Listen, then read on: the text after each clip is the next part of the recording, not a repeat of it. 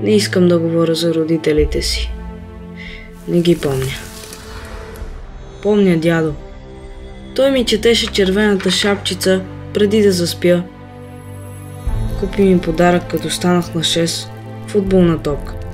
Беше много болен. Малко след рождения ми ден заминах с един непознат човек, който ми каза, че отивам на екскурзия. Пътувахме много дълго с влака. Стигнахме до една голяма сграда. Казаха ми, че това е новия ми дом. Повече никога не видях дядо. В дома имаше много деца, и малки и големи. Беше ме страх, но се научих да оцелявам. Един ден дойде едно семейство. Търсиха си дете и ме харесаха.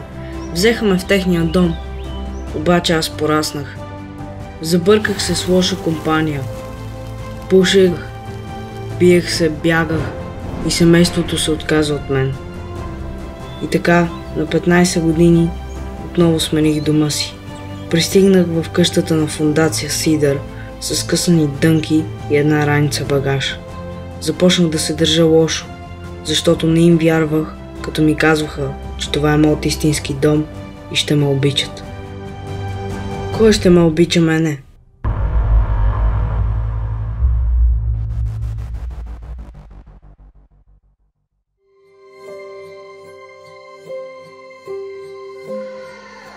Спомням си как в първите дни в къщата на Сидър не разговарях с никого.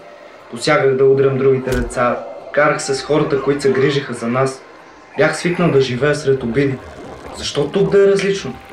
Тези първи дни с интерес наблюдавах как децата из града карат колело. От Сидър ме бяха видели и много скоро след това получих подарък от тях, моето първо собствено колело. Научиха ме да го карам, а на мен ми стана интересно и да разбера как работи. Един от хората на Сидър ми показа, заедно го разглобихме и го сглобихме отново. Започна да поправям колелетата и на другите деца и скоро създавах първите си приятелства. Карахме заедно, а след това се прибирах огладнял и щастлив в къщата на Сидър. Или както я наричам вече, моята къща. В моята къща всички ме окуражаваха да развия интереса си към техническите науки. Помогнаха ми да спечеля училищен проект и да пътувам за първи път в чужбина. Последваха състезания и радостта да споделиш всяка награда с близки хора. От Сидър ми показаха, че не само децата с родители могат да постигат мечтите си. Благодарение на тяхната подкрепа, днес уча в университет, живея самостоятелно и съм на стаж голяма компания. Често се чувам с хората от фондацията и се връщам там, в моята къща.